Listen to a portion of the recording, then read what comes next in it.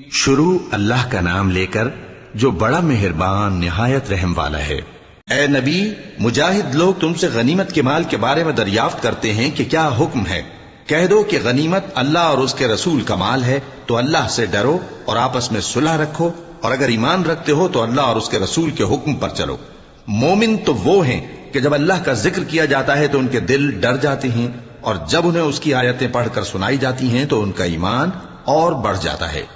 اور وہ اپنے پروردگار پر بھروسہ رکھتے ہیں۔ اور وہ جو نماز قائم کرتے ہیں اور جو مال ہم نے ان کو دیا ہے اس میں سے نیک کاموں میں خرچ کرتے ہیں، یہی سچے مومن ہیں، اور ان کے لیے ان کے پروردگار کے ہاں بڑے بڑے درجے ہیں اور بخشش اور عزت کی روزی ہے۔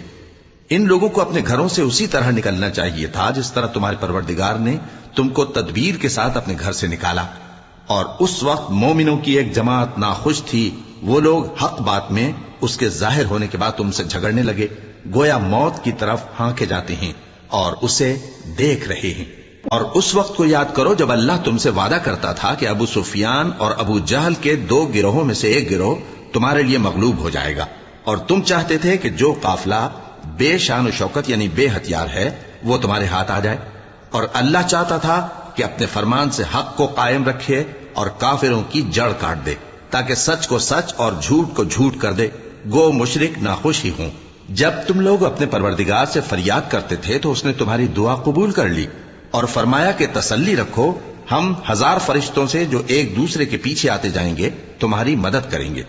اور اس مدد کو اللہ نے محض بشارت بنایا تھا کہ تمہارے دل اس سے اطمینان حاصل کرے، اور مدد تو اللہ ہی کی طرف سے ہے، بے شک اللہ غالب ہے، حکمت والا ہے۔ جب اس نے تمہاری تسکین کے لیے اپنی طرف سے تمہیں نیند کی چادر اڑا دی اور تم پر آسمان سے پانی برسا دیا تاکہ تم کو اس سے نہلا کر پاک کر دے اور شیطانی نجاست کو تم سے دور کر دے، اور اس لیے بھی کہ تمہارے دلوں کو مضبوط کر دے اور اس سے تمہارے پاؤں جمائے رکھے۔ جب تمہارا پروردگار فرشتوں کو ارشاد فرماتا تھا کہ میں تمہارے ساتھ ہوں، تم مومنوں کو تسلی دو کہ ثابت قدم رہیں، میں ابھی کافروں کے دلوں میں رعب و ہیبت ڈالے دیتا ہوں، سو ان کی گردنیں اڑا دو اور ان کی پور پور توڑ دو۔ یہ سزا اس لیے دی گئی کہ انہوں نے اللہ اور اس کے رسول کی مخالفت کی، اور جو شخص اللہ اور اس کے رسول کی مخالفت کرتا ہے تو اللہ بھی سخت عذاب دینے والا ہے۔ یہ مزہ تو یہاں چکھو، اور یہ سمجھ لو کہ کافروں کے لیے آخرت میں دوزخ کا عذاب بھی تیار ہے۔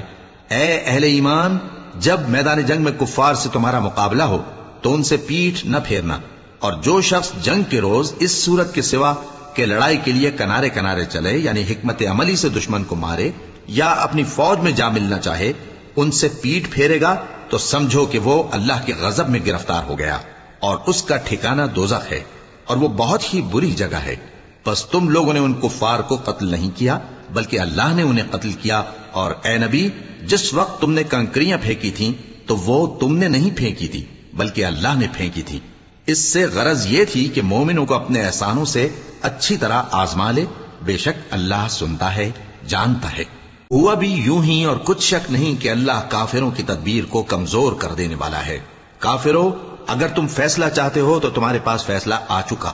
اگر تم اپنے افعال سے باز آ جاؤ تو تمہارے حق میں بہتر ہے، اور اگر پھر نافرمانی کرو گے تو ہم بھی پھر تمہیں عذاب کریں گے، اور تمہاری جماعت خواہ کتنی ہی بڑی ہو تمہارے کچھ بھی کام نہ آئے گی، اور اللہ تو مومنوں کے ساتھ ہے۔ اے ایمان والو، اللہ اور اس کے رسول کے حکم پر چلو اور اس سے روگردانی نہ کرو جبکہ تم سنتے بھی ہو، اور ان لوگوں جیسے نہ ہونا جو کہتے ہیں کہ ہم نے سن لیا مگر حقیقت میں نہیں سنتے۔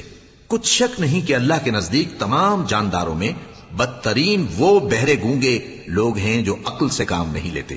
اور اگر اللہ ان میں خیر کی طلب دیکھتا تو ان کو سننے کی توفیق بخشتا، اور اگر یوں ہی انہیں سنوا دیتا تو وہ منہ پھیر کر بھاگ جاتے۔